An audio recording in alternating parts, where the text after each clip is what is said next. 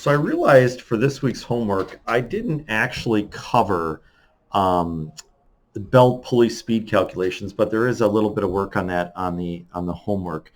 So we'll cover this in a lot more depth next week, but I think for the homework, this should make it fairly simple. It doesn't matter if you're looking at two gears that are meshing together like this. If two gears have teeth, and there's one gear here, and there's one gear there, and maybe this gear is spinning in, let's say, this direction. Then what's going to happen is the other gear, as this gear is spinning this direction, it's going to actually pull this other gear in the other direction. So you'll see this is a clockwise direction. We might call this the driver, right? Then the driven is actually going to always spin in the opposite direction or counterclockwise. So basically this gear is pulling that gear around that way. And they're going to go at different speeds based upon the number of teeth, the diameter. And again, it doesn't matter if it's the teeth on a gear, it's a pulley pulling a belt, or if it's sprockets pulling chains. This ratio is always going to be true no matter what. And it's going to work out great. The only difference is in this case where I maybe have belts, you'll see if I have belts, if this is turning this way, this is also turning this way, right? They're actually turning the same direction versus gears where they would be turning opposite directions. But none of that makes that much of a difference for what we're doing right now. What we need to concern ourselves with most is that ratio between the driver and the driven.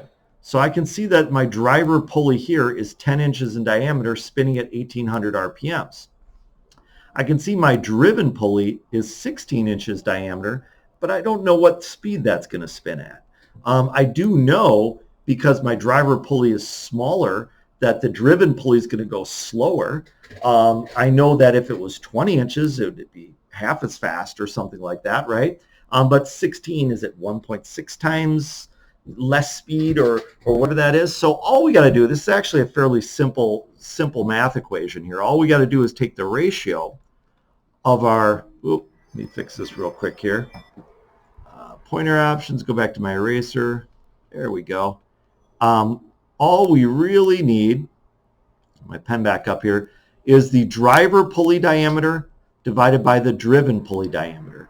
So the ratio is equal to the driver pulley diameter, which in this case is 10 inches, divided by the driven pulley diameter, which is 16 inches. And if I do my math on that real quick, grab my calculator out, 10 divided by 16, I get that as 0.625. Just do a double check here.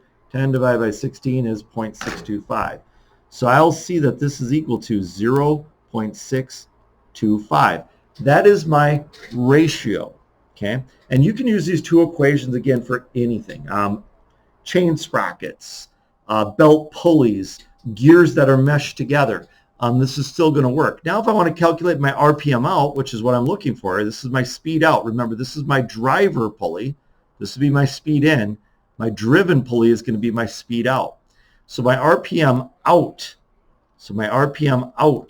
is going to equal my RPM in, which is 1800. Again, RPM in multiplied by my pulley ratio, which is going to be 0.625. So my out RPM is going to be 0.625 times 0.625 times 1800, or 1800 times 0.625, and I get 1,125 RPM. Now you got to do a gut check here. Always do a gut check when you do this. This would be my answer on the homework if this was the question. I would show my work on the homework like you see right here, but my gut check is if this is going 1,800 RPMs, smaller pulley, it can make more revolutions, right? Bigger pulley is going to make less revolutions, so this should be going slower. That's just my gut check. Usually people will mess this up and they'll go the wrong direction and they'll go, 1.6 times faster instead of 1.6 times slower, or whatever the case is, right? 0.625, it's 62.5%. They're going to divide it instead of multiply it and come up with the wrong number. But I know this is supposed to be going slower, so this 1,125 RPM works out perfect for me. So hopefully this will be enough to help you get through those gear calculations that you're going to see on this week's homework. Thanks.